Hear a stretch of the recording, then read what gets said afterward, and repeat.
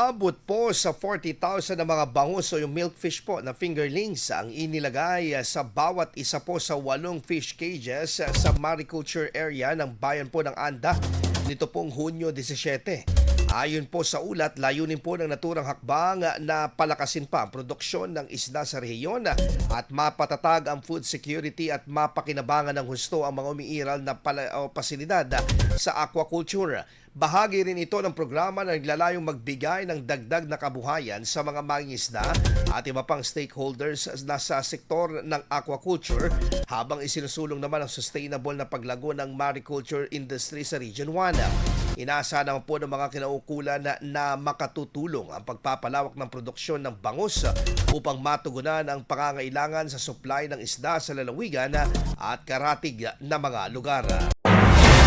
IFM News. IFM News. IFM.